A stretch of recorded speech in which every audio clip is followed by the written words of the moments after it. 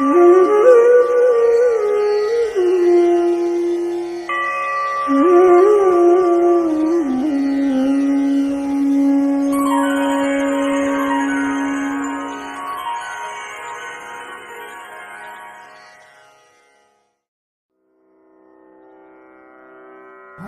ओम्।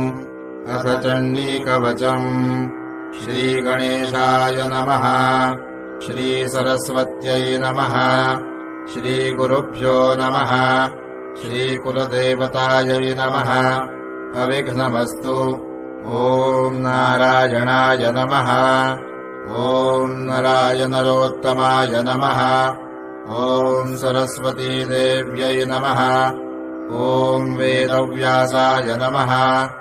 अस्य श्रीचण्डीकवचस्य ब्रह्मा ऋषिः अनुष्टुप्छन्दः चामुण्डा देवता अङ्गन्यासोक्तमातरो बीजम् दिग्बन्धदेवतास्तत्त्वम् श्रीजगदम्बा प्रीत्यर्थे जपे विनियोगः।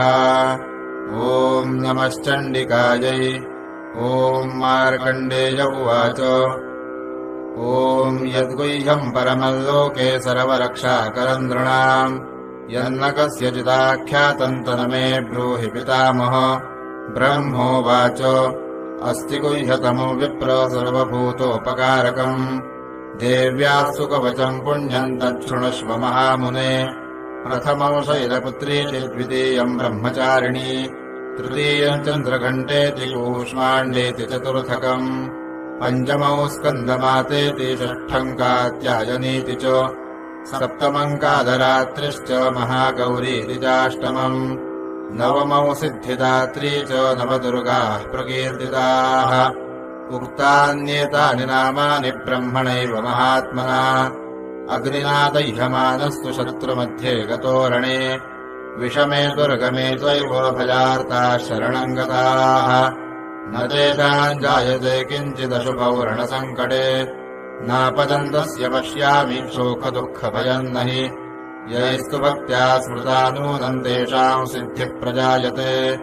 प्रेतसंस्था तु चामुण्डा वाराही महिषासना ऐन्द्रीगजसमारूढा वैष्णवी गरुडासना माहेश्वरी वृषारूढा कौमारी शिखिवाहना ब्राह्मी हंससमारूढा सर्वाभरणभूषिता नानाभरणशोभाढ्या नानारत्नोपशोभिताः दृश्यन्ते रथमारूढा देव्यः क्रोधसमाकुलाः शङ्खम् चक्रम् गदाम् शक्तिम् हलम् च मुसलायुधम् केटकम् तोमरम् चैव परशुम् पाशमेव च कुन्तायुधम् त्रिशूलम् च शार्ङ्गमायुधमुत्तमम् दैत्यानाम् देहनाशाय भक्तानामभयाय च धारयन्त्यायुधानीत्थम् देवानाम् च हिताय वै महाबले महोत्साहे महाभयविनाशिनि त्राहि माम् देवि दुष्प्रेक्ष्ये शत्रूणाम् भयवर्धिनि प्राच्याम् रक्षतु मामैन्द्री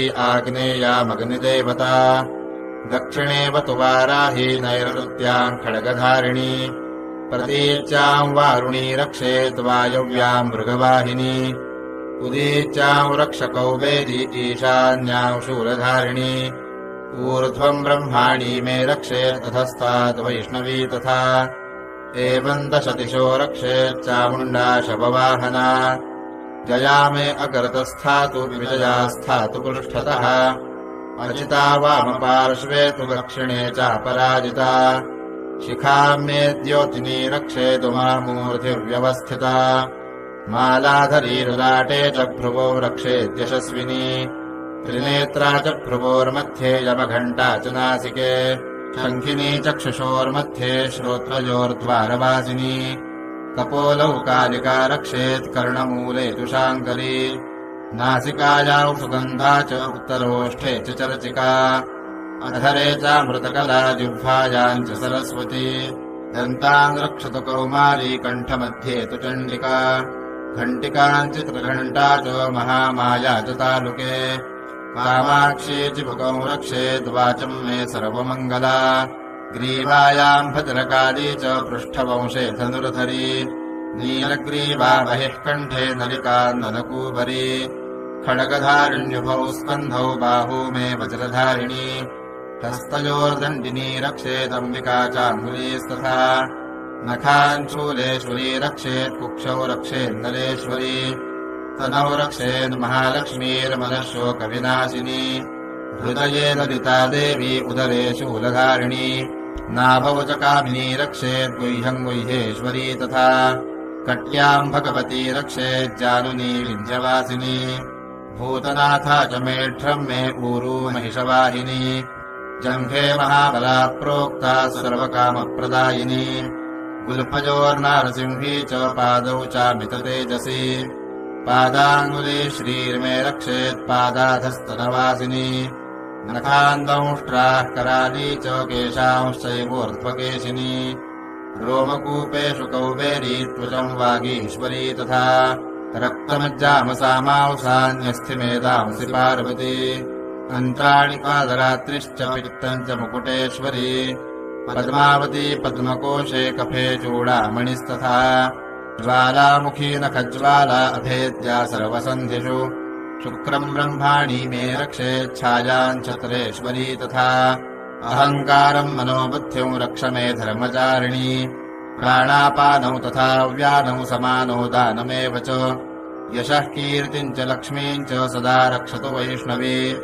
गोत्रमिन्द्राणि मे रक्षेत्पशून् मे रक्ष चण्डिके पुत्रान् रक्षेन्महालक्ष्मीर्भार्याम् रक्षतु भैरवी मार्गम् क्षेमकरी रक्षेद्विजया सर्वतः स्थिता रक्षाहीनम् तु यत्स्थानौ वरजितम् कवचेन तु तत्सर्वौ रक्ष मे देवि जयन्ती पापनाशिनी पदमेकम् न गच्छेत्तु यदीच्छेच्छुभमात्मनः कवचेनावृतो नित्यम् यत्र यत्राधिगच्छति तत्र तत्रार्थलाभश्च विजयः सार्वकामिकः यय्यम् कामयते कामम् तम् प्राप्नोति निश्चितम् परमैश्वर्यमतुलम् प्राप्स्यते भूतले पुमान् निर्भयो जायते मर्त्यः सङ्ग्रामेष्वपराजितः त्रैलोक्ये तु भवेत्पूज्यः कवचेनावृतः पुमान् इदम् तु देव्याः कवचम् देवानामपि दुर्लभम् यः पठेत् प्रयतो नित्यम् त्रिसन्ध्यंशुद्धयान्वितः दैवी कला भवेत्तस्य त्रैलोक्येऽप्यपराजितः जीवेद्वर्षशतम् सागरम् अपमृत्युविवर्जितः नश्यन्ति व्याधयः सर्वे दूता विस्फोटकादयः स्थावरम् जङ्गमम् वापि कृत्रिमम् चापि यद्विषम् आभिचाराणि सर्वाणि मन्त्रयन्त्राणि भूतले भूचराः खेचराश्चैव जलजाश्चोपदेशिकाः सहजाः कुलजामालाः शाकिनी डाकिनी तथा अन्तरिक्षचरा घोरा डाकिन्यश्च महाबलाः ग्रहभूतपिशाचाश्च यक्षगन्धर्वराक्षसाः ब्रह्मराक्षसवेतालाः कूष्माण्डा भैरवादयः नश्यन्ति दर्शनात्तस्य कवचे हृदि संस्थिते मानोन्नतिर्भवेद्राज्ञस्तेजो वृद्धिकरम् परम् यशसा वर्धते सोऽपि कीर्तिमण्डितभूतले जपेत्सप्तशतीम् चण्डीम् कृत्वा तु कवचम् पुरा यावद्भूमण्डलम् धत्ते सशैलवनकाननम् तावत्तिष्ठति मेदिन्याम् सन्ततिः पुत्रपौत्रिकी देहान्ते परमौ स्थानम् यत्सुरैरपि दुर्लभम् प्राप्नोति पुरुषो नित्यम् महामाया प्रसादतः वाराह पुराणे हरिहरब्रह्म विरचितम् देव्याः कवचम्।